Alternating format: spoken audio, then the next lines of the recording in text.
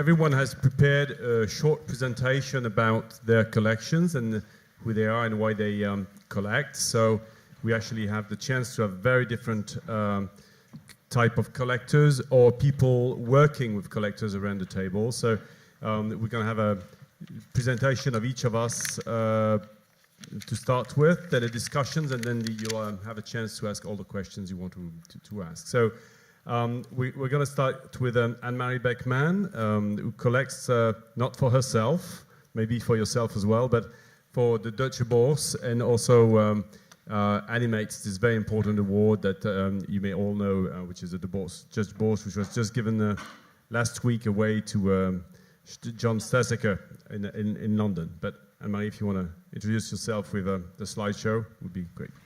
Thank you. Yeah, maybe you can start the slideshow. So, my name is Anne-Marie Beckman. I am the curator of Art Collection Deutsche Börse, and also responsible for the cultural sponsorship program of Deutsche Börse. And we've been collecting contemporary photography for 13 years now. It started in 1999. It is contemporary photography by international artists. It's also a lot of documentary photography. It's almost a series, it's always a series of work by each artist, so no artist is represented in the collection with just one work. It's 95% of the collection is on display in our premises in Frankfurt, in Luxembourg, and in Prague. It's a collection that is also open to the public, and in addition to the collection, we do also temporary exhibitions with young artists who are not part of the collection, or with the sponsorship programs we do, such as the Deutsche Börse Photography Prize, which we do together with the Photographers Gallery, or the Talents Program by CU Berlin. And yeah, I've been asked to select images from the artists we bought in the last 5 years. So I brought one image from each artist that we purchased in the last 5 years.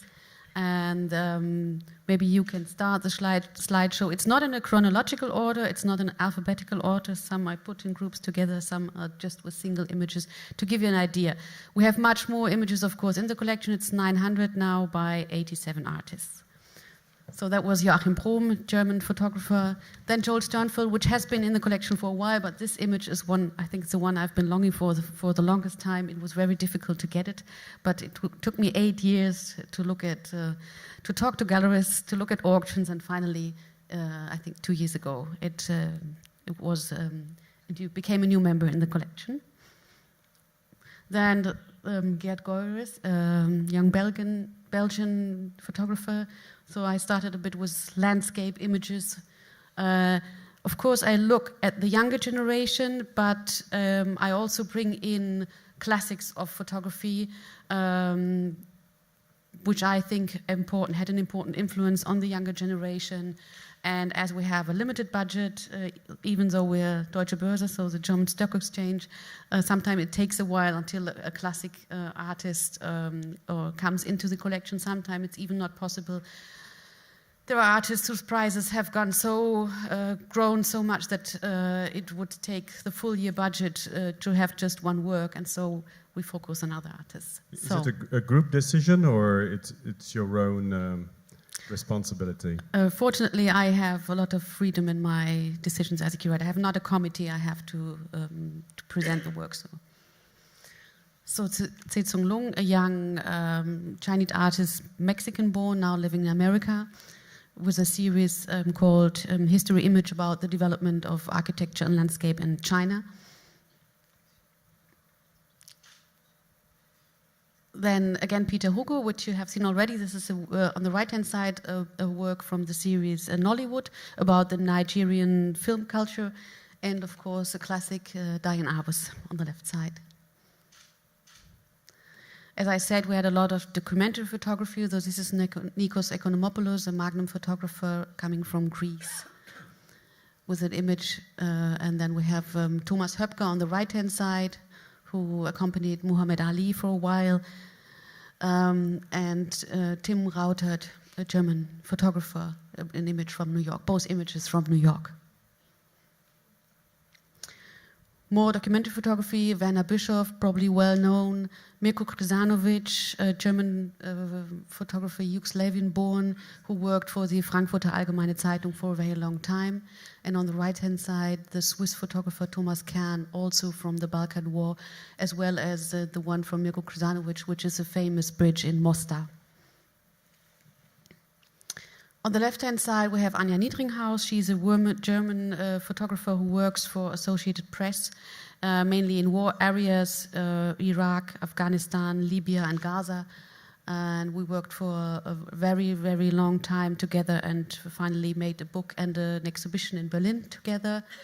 And on the right-hand side, Thomas Höpker, again, with an image from 9/11, which is probably very well known. Is there a conscious will to have a great number of German photographers in your collection, or this is just by chance? This is more or less by chance, I would say.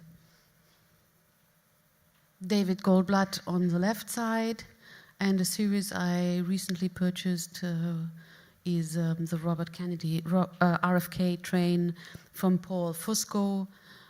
Probably also well known, Paul Fusco went on the train that brought the coffin of Robert Kennedy from New York to Washington. It took a series of images. We have the whole set of 20 images in our collection now, which is really like traveling through American landscape and society. Then we have Evelyn Hofer with football players from the 1966 in Dublin. We have on the bottom Joseph Zabu, who used to be teacher at a high school in Long Island and took amazing pictures of young people from the late 60s until the early 90s. Right side, we have Tobias Seloni, a young German photographer who took also pictures of young people staging themselves at places they discovered or they conquered for themselves, which were like gas stations or parking lots, which were not supposed to be areas for young people to meet, but which they developed of being their stage and their area to meet with the freedom they needed. And on the right-hand side, on the bottom, a young photographer from Frankfurt, Sandra Mann. We have many portraits in the collection. These are all photographers formerly from East Germany. On the diptych is a photographer called Angela Fensch, who took pictures of German mothers in former East Berlin, together with her children. And she visited those families again 16 years later, when, of course, Germany was reunited. And so did a series of double portraits. On the left-hand side, we have Göran Knautschun, a German photographer from Potsdam, and on the very top, Sibylle Mergemann, who was a well-known fashion photographer in East Germany, but also did wonderful series of black and white pictures. And this is one image of a series we bought later of Polaroids. Again, landscape, John Davis, British photographer with a Agecroft power station in Great Britain. On the right-hand side, Amérique Fouquet, a young French photographer who discovered in the contemporary northern French landscape all these little British cemeteries from British soldiers who died in World War I, and these cemeteries have been designed by British Sir Edward Lutyens, and now find themselves in the landscape or in the cities who developed, who have grown sometimes in really weird places, sometimes still in an open space. And he did a series called Nord, with more than 40 images, which is a wonderful, tender presentation. And on the bottom, we have Jürgen Nefzger, a German photographer who lives in France for a long time and discovers French architecture, sometimes in black and white series. And this one is a former gas station in color. I have to rush through it because otherwise it will take so long. There's more. Beate Gütschow, again, a German photographer who takes pictures of architecture, scans them, puts them together in what she calls dystopian images, and then makes a regular black and white print. So it's all real architectural elements, but she brings them together that give an idea of, she says, like a post-catastrophe, nuclear catastrophe atmosphere. Very hermetic, no human beings, and very, very intense and claustrophobic. And on the right-hand side, we have Czechoslovakian photographer Jitka Hanslova, who's very well known for, of course, her portrait series, but who did also a series called Here about the Ruhr area, where she discovered the strangeness of how nature still finds its place in today's cities. This is just an idea we have. This is a catalogue we have published since 2004 catalogues. XL4 was published in 2011, and they show all artists and all works of the collection, including a text by each artist. As far as possible, I meet all the artists and do a personal talk to them about the work, even though sometimes a lot of things have been published, to get an idea, to have the possibility to ask all my questions I have, and this is what gets into the text in the catalogue. And I think at the end we have just a few impressions about how the collection is presented in Frankfurt. Yeah. This is the exhibition space in the building, which is called the Cube. So there's an extra exhibition space where we can do the openings and temporary shows. And of course, all the works are hanging also where people close to their desks. So on the way, everywhere, in the canteen, everywhere, they would find contemporary photography. And of course, this needs a very intensive education program, because you bring art to the people at a place where sometimes they wouldn't expect it. And you have to sometimes help them open up their minds to get into the views of the artist on today's world. That's a very important point, because I think one of the issues we're going to debate is about how do you live with your collection. I mean, Mr. Martin Margules has developed an educational project, making sort of a public space and all what goes with it. You've done it like privately for the people that work there, but still, as you say, I mean, it demands some teaching. And can they choose what kind of photograph they're going to live with? Do you impose to them? How does that work? For 10 years, we were in a different building where the photographs were in the corridors, but not really close to the desk. When we moved there, still the first hanging we did, I had to do the hanging. If I start asking everybody who wants to have a picture, first, we don't have so many pictures. Everything is on display. And if I would start to ask, I would probably need at least 100 more Fischli Weissflower images, probably. And yes, we are kind of imposing it. So this is why one really important aspect is to offer them again and again information and access to the images. So inviting them to the openings, doing talks, doing tours. The catalogs I showed, everybody gets free copies. All employees get the copies free if they want to stimulate the communication about the collection is very important. And do the people change desk before the pictures change wall, or or the pictures last on the wall forever, or you do? No, we do hangings? We do rehangings regularly. Yes, this space, of course, is reset every 2 months. This is a public space, and at the desk, it's like every 1.5 to 2 years. Okay, and how many employees are in the company? 2,000 are in Frankfurt, and 1,000. 1,100 in Luxembourg and like 400 in Prague. Beautiful. And do you know if any of them started collecting after this? Yeah, we do. Some started collecting, so I'm asked for prices. Sometimes I'm asked, of course, do you have posters of this image? And we do a staff photo competition every year. So we have a theme, and people bring in their own images, and then for this competition, it's also the employees that judge the winner. Okay, that's great. Thank you very much. Simon Klein, I mean, if you want to introduce your experience on the other side, I mean, helping the collectors to find the right things they want to collect, and doing this for Sotheby's. Yes. So thank you. In Paris.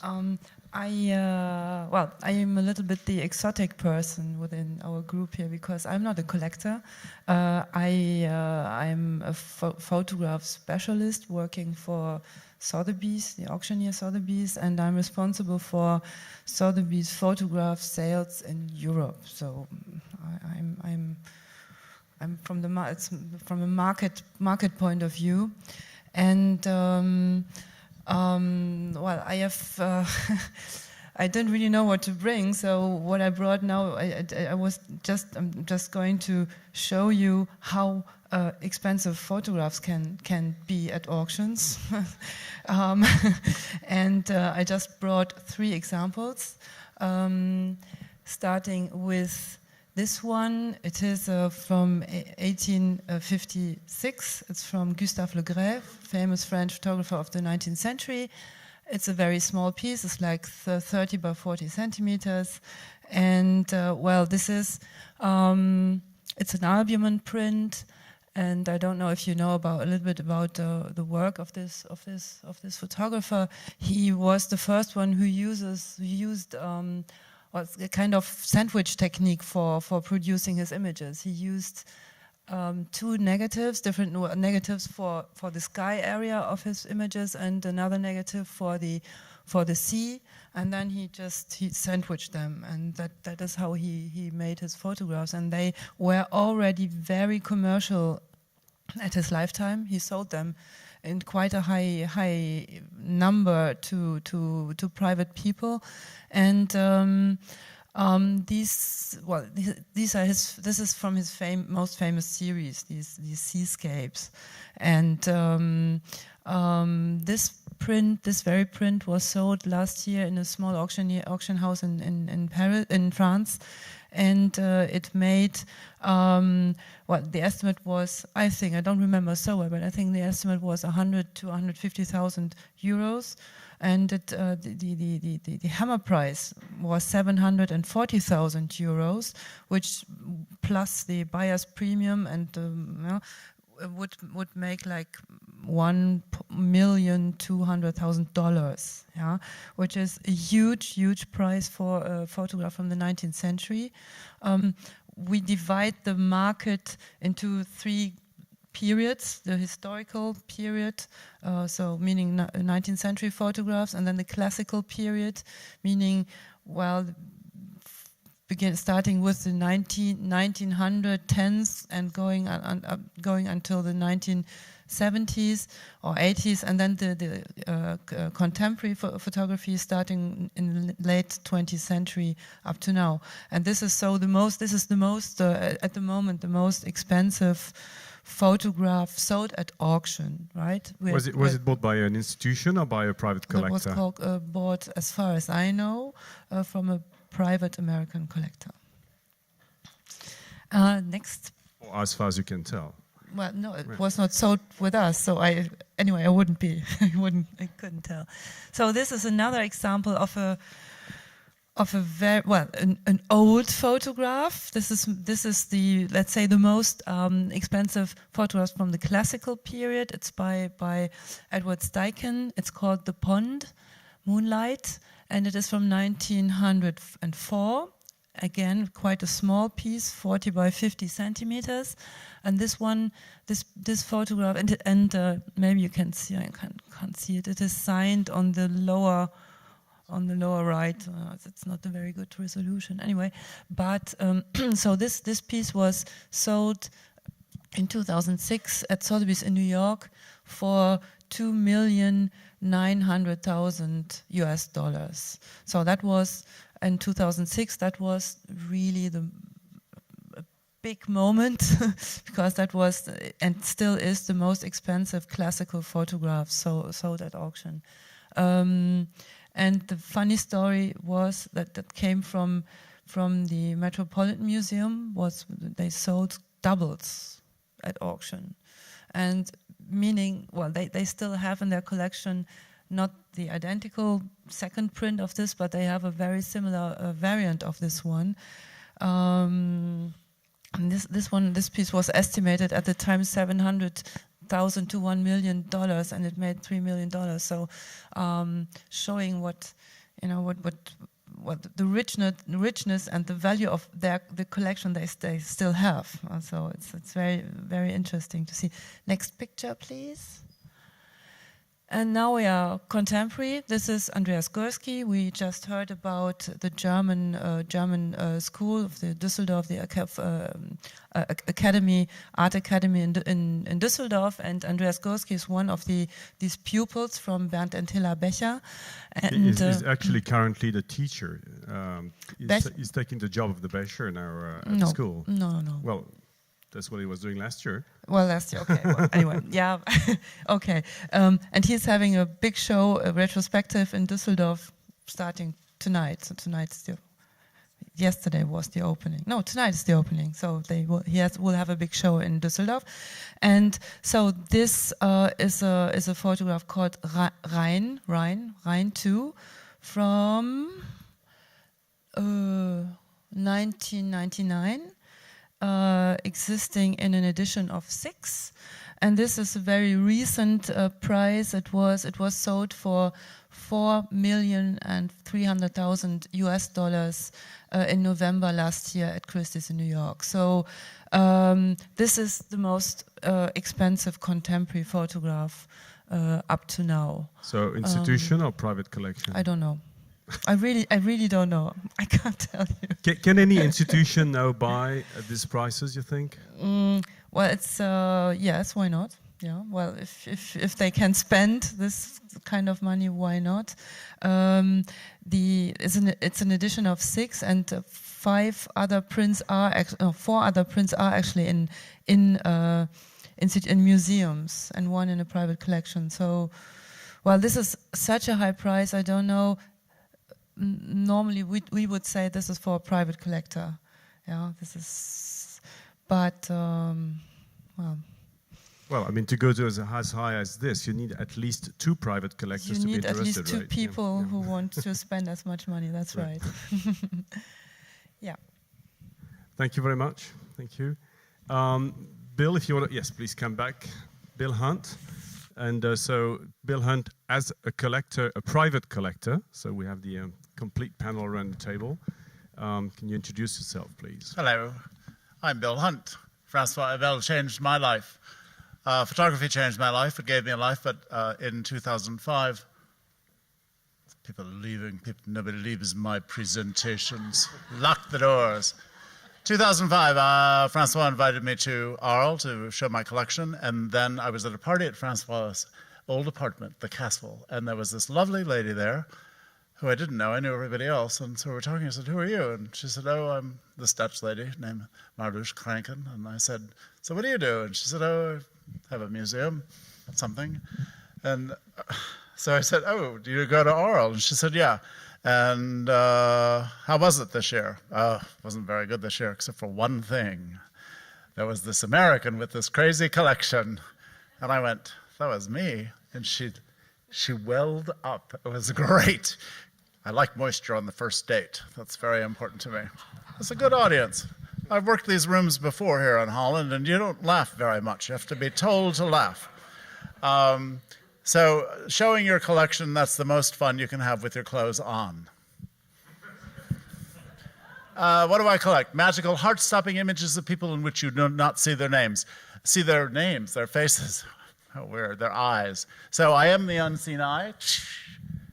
There it is.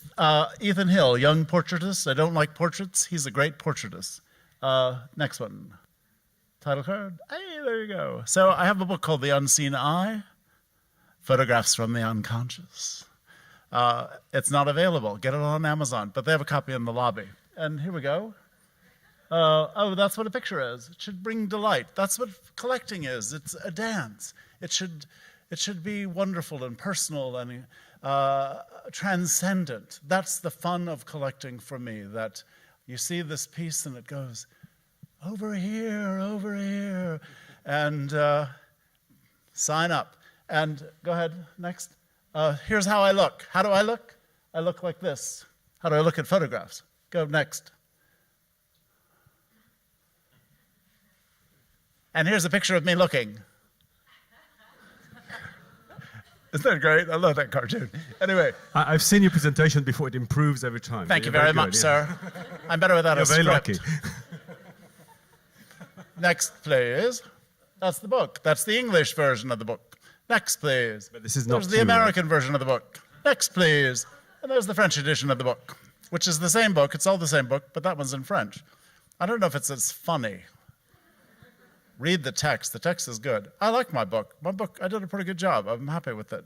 Because I love collecting, and I have a very wide range of photographs from relatively expensive once upon a time to stuff I find, and that's the fun. But next picture. So I'm going to show you what I liked here at this fair. I don't need to own this picture, but this is in the gallery from Shanghai, the name of which is C7, G7? 878. What is it? Nobody knows what it is. That's it. I loved this picture. I fell in love with it immediately. Why did I love this picture? It was mysterious. It has this otherness to it, the intangible. Its palette is lovely, it's discreet, it's modest. I thought it was fantastic. I hate pictures of flowers, but I liked this one. And the photographer's name is going to be really garbage when it comes out of my mouth, but it's like Zhang Shi. Close? Oh, nobody's here. That's great. Okay, the next one.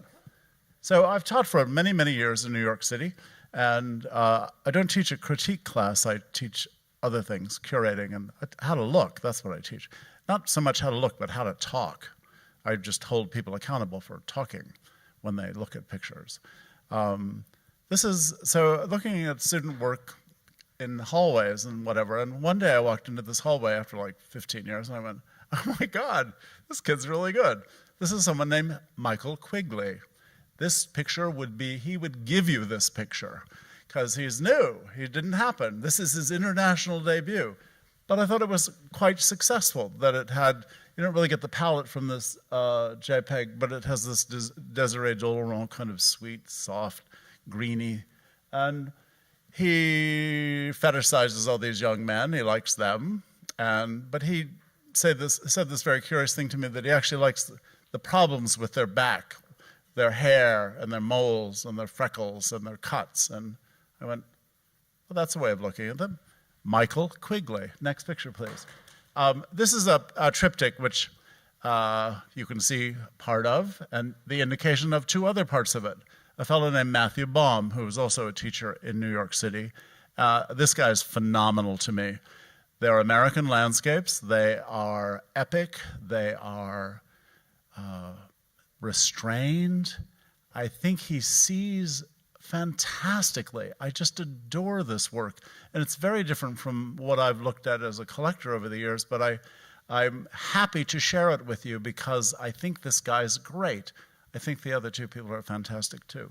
What else have I got? What's next? Oh, so once upon a time I'm doing portfolio review. I do that. And I was doing PhotoFest.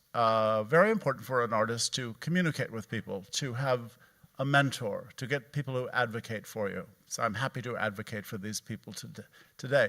This is a Japanese fellow whose name is, I think, Takashi Tadaki. Platinum, palladium. I'm looking at the work, and I did something that has happened to me before, but I started to weep. They had this intensity that was so personal to me, and I think as someone who thinks about collecting, I think the hardest thing we talked about this before, for someone who's been collecting a long time, is to get out of their way, is to just show up and let the picture like play over you and have this visceral response. But this poor man sitting there with his wife, and he's got 20 minutes with me, and I'm going like, good. So I finally said, look, I'll talk to you later. Let me just cry. But this is a very relatively inexpensive image, platinum. For me, it had this, do the next one, please. It had this just lushness, and for me it was very sensual and kind of erotic. It had this depth to it. You just want to go into this picture. And it made me surprisingly inarticulate in the moment. But it's ironic that, show the next one, goes pretty well with the Steichen, other end of the financial spectrum. What was I going to tell you? I had some jokes. God, where are the damn jokes? Oh, I got a video. Show the video. This is about this is how you look at stuff. This is how you should shop. And it's evidence that oh, that's good. Maybe it won't play. Anyway, you think it'll play? Yes. Here we go. It's evidence that I really only have one outfit, too. The idea that as a collector you've got an eye, you don't get that right away. You just see things more quickly than you used to. In this amazing video, I'm standing there. Oh. Can you start from the beginning?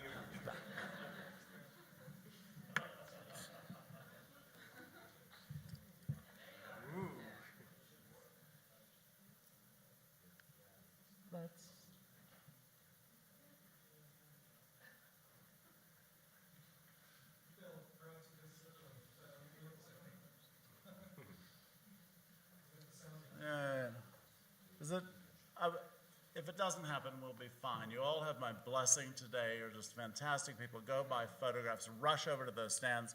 Make it worth these dealers' while for being here. I think this fair. You can't hear me. That's amazing.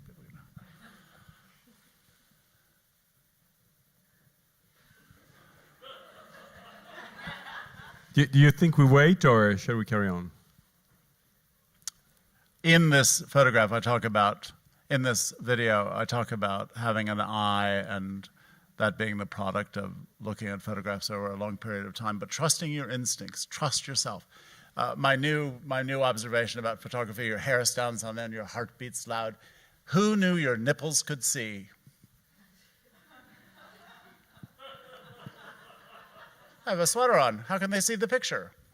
That's a good test. Pleasure, commitment. Commitment, pleasure. Buy the damn thing. Steal the damn thing. Get your hands on it. Put a poster up. Put a postcard up. Whatever. I have a great time with photography, and I'm pleased to be here at this great fair. Thank you very much. Thank you.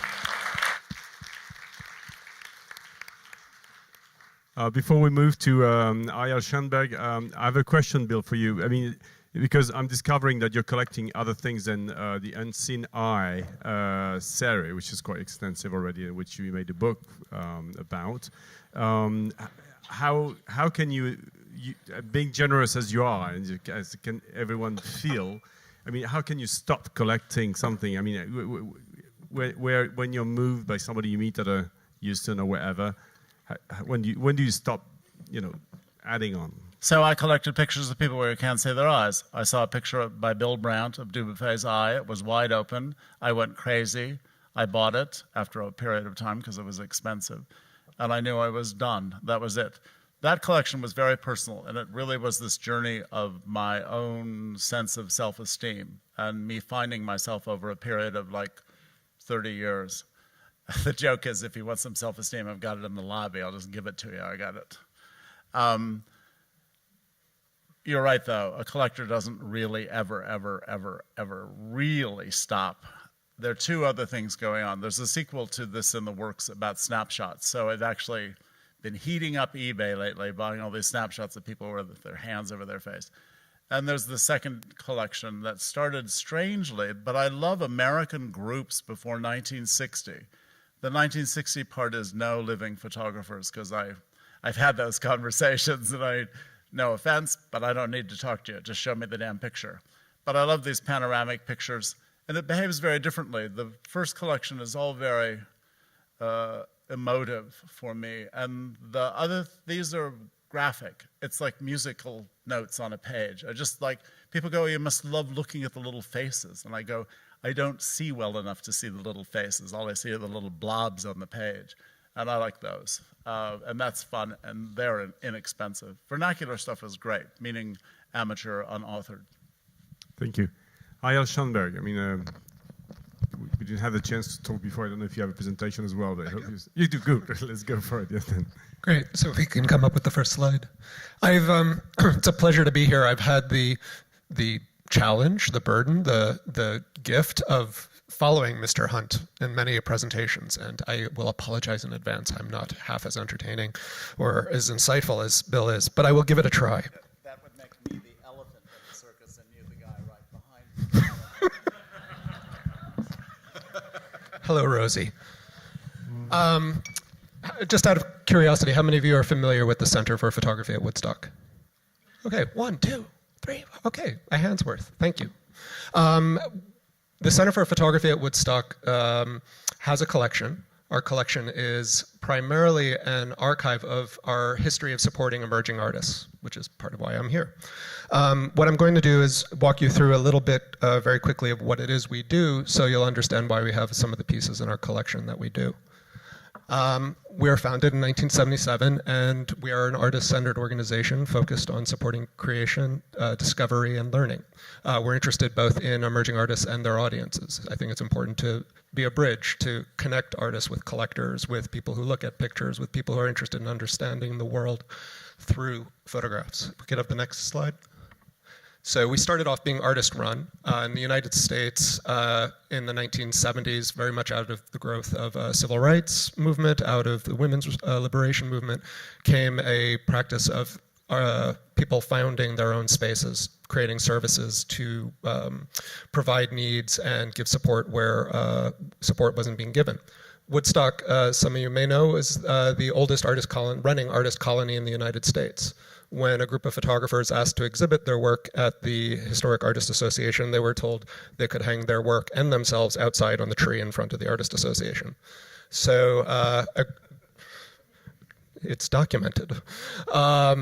So a group of photographers, including the eminent gallerist Howard Greenberg, formed what was then the Catskill Center for Photography and is now today the Center for Photography at Woodstock. Next slide, please. So exhibitions, we do solo exhibitions. This is an exhibition of Charles Lindsay. Charles is an artist who we were introduced to through a group show. And one of the things that spaces like us can do is, since we are not driven or funded by a commercial bottom line, is we can take certain risks with exhibitions through grant support, foundation support, private and commercial support. And we transformed both our exhibition spaces into for a project called Carbon, which Charles absolutely transformed. We carpeted the floors, we painted the walls and ceilings black, we built walls, plinths. It was a significant undertaking for a space that has 5 full-time staff members. Next slide. We do group exhibitions as well. This was our summer 2012 exhibition, Doubles, Dualities, and Doppelgangers, a survey of photographs of twins, by twins, and people doing twinning. Group exhibitions also are thematic. This spring was an exhibition called Surface Tension, which featured the likes of Alison Rossiter, whose work's on view at Yosemite Gallery in the fair. Also includes a site-specific installation to the right by Marissa Baumgartner, and unique photograms made with gunpowder explosions by Christopher Colville on the left. Next slide. My background's painting. So I'm not, I don't singularly love photography. I love the power of photography. I love that everybody looks at photographs, everyone's been photographs, and everybody makes photographs. With the artist Phil Toledano, we were able to transform our gallery into a gift shop. America the Gift Shop. What if American foreign policy, this is in 2007, if American foreign policy had a gift shop, what would it look like? The best compliment we got was an artist, somebody came to the gallery and said, "This is so great, you let this artist take over your gift store." Mickey Smith is an artist who I know both Bill and I are very passionate about. I met at PhotoFest and had one of those experiences where as a reviewer, you're at a table, you're meeting somebody, and you look to your right and you see a portfolio in the far end of the room, and you're like, why aren't I getting to look at that? That's good. And 2 days later, she came to my table, and I told her I've been waiting for her for 48 hours. With Mickey's case, we wanted to take the exhibition outside of the space. These are collocations, volumes of an entire year of a publication. So imagine Time Life, People. In this case, a publication called Today and a publication called Tomorrow. Next slide. Being in upstate New York, the Catskills, the woods, I asked and commissioned Mickey to do a specific piece that was called Nature, and where better to put a stamp on the natural environment than where we were. Next. We support ours directly through residencies. Since 1999, we've been working with specifically artists of color, minority artists, African American, Latino, Middle Eastern, Asian, Pacific Islander, etc., giving them opportunity and access to make work with us. I'll get to the collection very quickly after this. Emily Hanako Momahara was an artist who wanted to make images in funeral homes. So as a space supporting artist, we called up all our local funeral homes. We said, we have an artist we'd like to introduce you to. And we got her in, and these are images that are combined original photographs with then she casts a silhouette of the shadow figure, the Koden, which refers to, I believe, the Buddhist tradition of your inner spirit persona. So in this case, memorializing a friend was the dragon. Next. Tim Portluck uses digital animation to create landscapes that comment on urban planning, particularly on low-income minority communities. These works that we're all seeing are actually part of our collection. And I'll speak to how our collection is in just a moment. This is Jacolby Satterwhite, who's a performance video artist. Next. Latoya Ruby Frazier is a documentary photographer. Justine Reyes, inspired by Dutch still life. And sometimes our own collection gets commented on. This is the collaborative team of Tara Krajnek and Wilka Roig. And they asked for permission to visit the museum where our collection is kept and performed an institutional critique. Next. And then again, our landscape. Very quickly, we're also supporting artists early on in their development by leading classes. We could just run through these.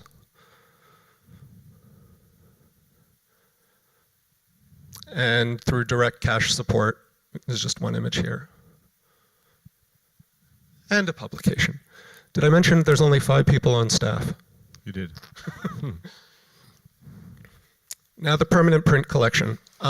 We just go to the next slide for a moment. This is Louis Fauer, Park Ave. This is not an artist we supported early on in their career. Like, we're only 35 years old. Louis was at it a lot longer than us, and there's some amazing Paris fashion photos in the fashion show. I strongly encourage you to see it if you haven't. But I wanted to show this because the story of how we have a collection just recently got revealed to me. The first issue of our magazine, which was then called Center Quarterly, had a photograph by Mike Disfarmer. And the caption read, "From the collection of the Catskill Center for Photography." About a few years ago, we mounted an exhibition of all the original works that appeared on the cover of our magazines. And we checked with the institution where our collection is stored, and they said there's no Disfarmer. And we were shocked. We were like, where's this Disfarmer? So I contacted our founder, who was then the editor of the magazine, and I said, Howard, where's the Disfarmer? What's the story with this piece? And he said, oh, that was mine. I just said we had a collection because I thought it sounded good. And I was like, okay. So how did we end up with, at that certain point now, 1,532 photographs?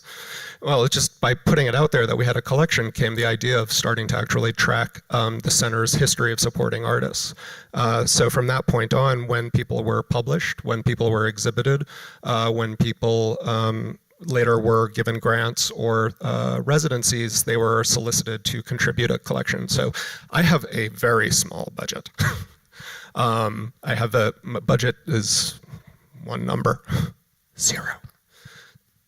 So it's through our direct support to artists that we actually build and grow our collection. And it becomes as much our history, but it also becomes, in many cases, the very first public collection that these artists are invited to be a part of.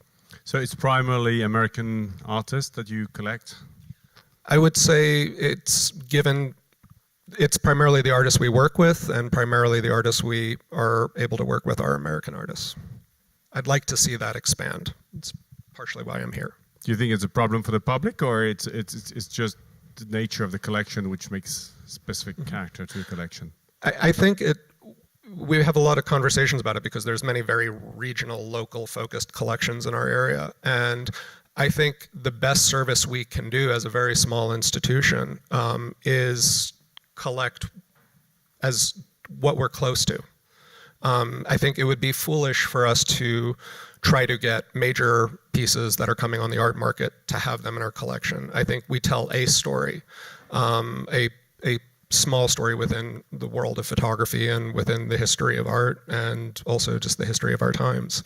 And that specificness is what actually gives it its greatest value rather than trying to grab, whatever big pieces. That's the point. Thank you very much. We're very short time, but I have lots of questions, so I will ask some, and you'll ask some as well. Okay, goodbye. One of the questions which is really related to this fair and to some, I guess, of the artists in the room, I mean, it's always a perception that the collector's world, the gallery world, the auction houses, I mean, it's kind of a locked territory for people that don't know where to find the keys to get access to all of you and present their work. So what do you suggest? I mean, apart from being shown by a gallery at Unseen in Amsterdam next year, but I mean, there's always this feeling of frustration from a young artist. How do we have access to you? And as you know, they usually are the worst to sell themselves. So do you feel you are locked and it's not accessible, and that only the Gurskis and the Roof and so on, René Cadixtre, can have access to collectors? How does it work? I mean, what can you do to help destroy this feeling? Maybe I will start. I see there's the feelings in the room. Well, I would say for a good collection would be a catastrophe if only the Gurskis would get through. I think besides, being open, traveling, having an open eye everywhere, you can discover sometimes a good image just by opening a newspaper, an amazing image. A lot of publications probably do. There's been so much good publication about photography. So I have discovered lots of things through publications.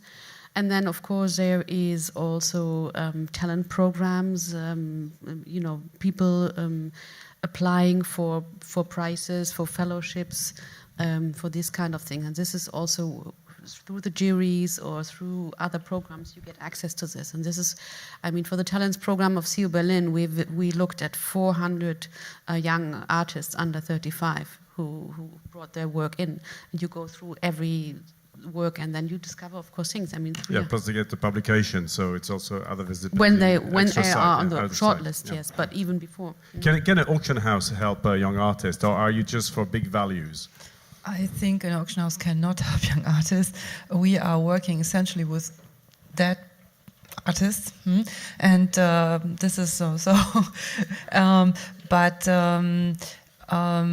of course, you can also sometimes find nice.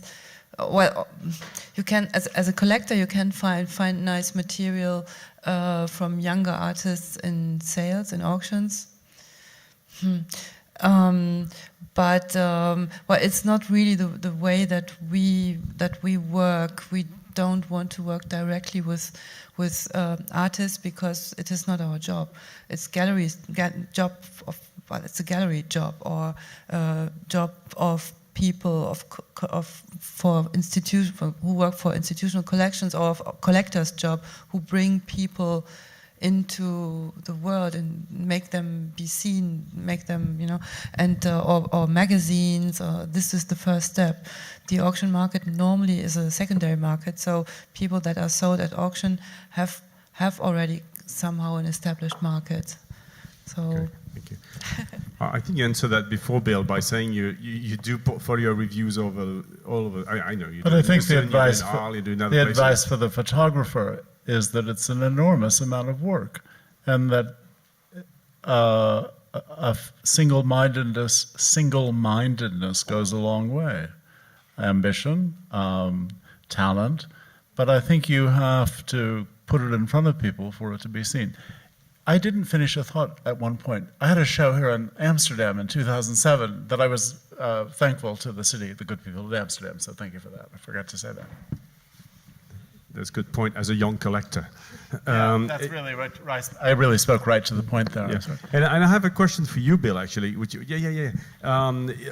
know, I mean, we had two examples of actually three examples, four examples of collections, a very different type of collections. Do you feel that a collection has to have a specific theme? I mean, you said that, I mean, for personal reasons, you had to establish a specific theme over 30 years, which is a long time to go. Would you recommend to young collectors now, not to young artists, but young to collectors, that people are starting a collection, that they should grab on a theme to build on? But I mean, I think anyone around the table can also suggest something about this. But or should one go to the history of photography in like three periods, like Simone presented, or like Mr. Margules first introduced his collection, like being sort of more history of photography collection? I mean, what would your suggestion around the table to be to a young collector? How to start? My suggestion would be to react to photographs and pay attention to your reaction, and the really powerful ones, pay attention to that. And if you're really humming, at some point I think you will be able to articulate what your taste is. You'll have a sense of what you respond to. I think you should continue to challenge that and to expand your looking. It takes a lot of looking. You can find what speaks to you personally, and that's what will take you forward as a collector. Any other answer to this? Yeah, I can only agree. You should not limit yourself from the beginning by, you know, concentrating on a subject, on a certain subject, but be open. And if there is a certain aspect like portrait that strikes you again and again, then you might develop a focus on that. Can a collector make the life of a photographer? I mean, in other words, like the painters have been sort of godfathered by their collectors. I mean, can we say nowadays that some collectors have really godfathered an artist that then was on the open scene? Yes. Examples? Well, you go back to Sam Wagstaff, and Wagstaff pretty much made the Mapplethorpe career happen. Mapplethorpe had a certain single-mindedness. He might have happened anyway, but he did have someone who was putting it in front of people. I think if you meet someone like me who is an advocate, I tell other people about work. I will send a young artist to another collector. I'm pretty selfless about sharing the bounty. So I think, I think that's the way in which collectors do help. And also, if I've acquired a work by a younger photographer and they say they're in my collection, it's some credibility. Do we have any questions at this point from the theater here? You know, it's very simple. You raise your hand and the microphone will join you. No questions? Yes, over there. If you just wait for the microphone so everyone can hear you. Also, oh my God, Marty Margules. Well, he talked about Paulo Ventura. As a dealer, I represented Paulo, but Marty was as good at selling Paulo as we were, because he really told people about Paulo, and that was great that Marty would buy through a body of work. He would buy 5-6 pictures. Yes.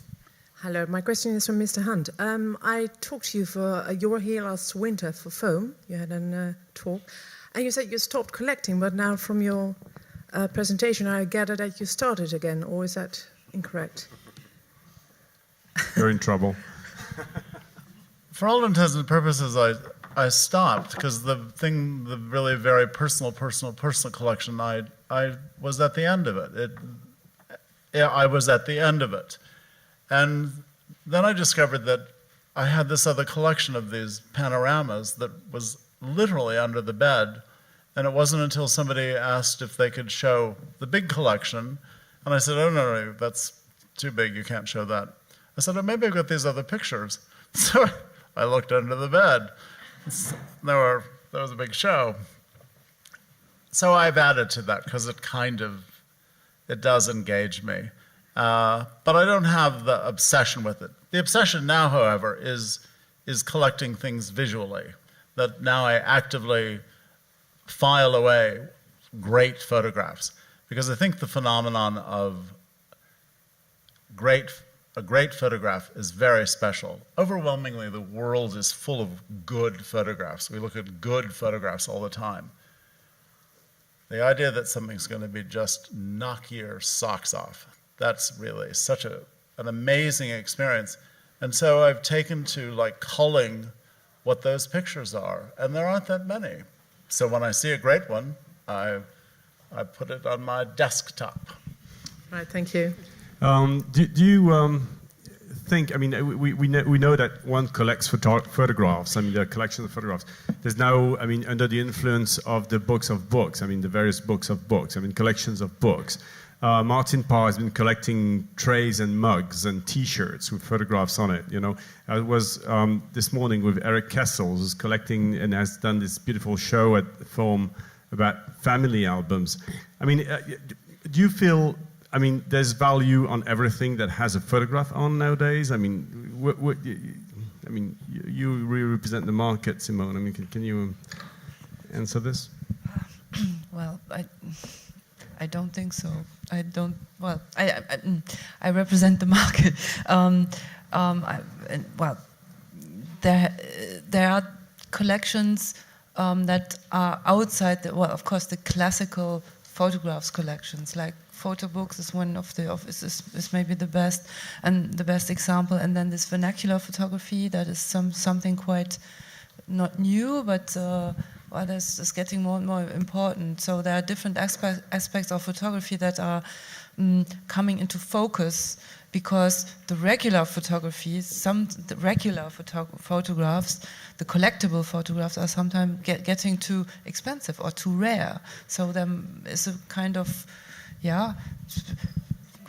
So, in other words, you cannot be like when Bill started. You cannot be poor or not rich. Put it this way, and start a collection nowadays. This is over. Or can you still find a niche, a specific theme where you can really have fun and collect without spending a fortune? I mean, Ariel, do you have a clue for this? No, absolutely. I think the value of the collector's voice is greater than it's ever been, and it's more that authorship and the distinctiveness of the collector's voice, irregardless of what the collection is, that makes it as valuable. I mean, take the collectors, and I'm forgetting the name, but Herb and Dorothy, of who the documentary was. You know, they had a very specific parameters. The Vogels, thank you. They had a very specific set of parameters to which their collection. They didn't have a very large budget. I think she was a librarian, he was a postmaster, and you know, they pursued a collection within their means, and it was their vision for that collection that gave it. I just wanted to add one interesting thing you asked about history of photography versus a person's particular choices. We were interviewing intern candidates who were coming from Rochester, and I asked, had you been to the George Eastman House? Had you seen The Unseen Eye when it was on view there? And they're like, oh, that was the history of photography show. And I think that that's something that Bill is a private collector, that Marty, I mean, these individual collectors are very much telling the history of photography by what they're choosing to buy and the stories that they're telling, and that's seeing students come into contact with that. It's not Beaumont Newhall anymore. It's funny because I had the exact same, though I've seen the show various times, the exact same feeling in Rochester seeing the show, and seeing this show of photography from the backstage, and you understand even more. I mean, and surprising even more. Any other questions in the room? Because we're close to the end of the, yes, very up there.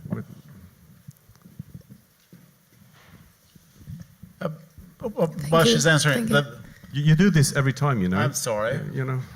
Well, just something really simple and beginner's question. First one would be, where does the price occur?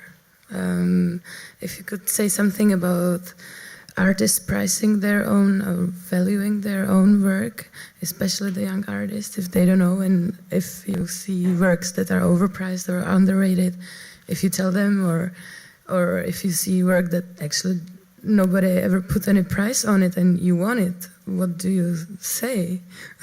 How much you suggest? In other words, can you bargain? Yeah, and if you can bargain. And one more question. Oh, yeah. And that is for you as a collectors, if the technique, the printing technique over the idea of the work, what matters more? Like the valuable prints or the idea? Because some great work can be done on, digital camera and digital print. And I don't know, what matters to you as a collectors? So maybe Anne-Marie, as you often deal with photographers which are famous or non-famous, I mean, how can they price themselves when they're not fully on the market excitement, put it this way? I mean, when they're new on the scene or relatively new on the scene and have still not been in the figures that we were presented before in the auction houses. Well, I think at an early stage it depends also on where they had their education, which professors they have been working with, and then normally starting with first exhibitions. I think this would be the first moment where I would be in contact with young artists, and I had contact with artists who were not sure about the price when we were interested, and they were irritated. But I couldn't help at that moment, because if I want to buy works, I would feel bad if I would recommend any price.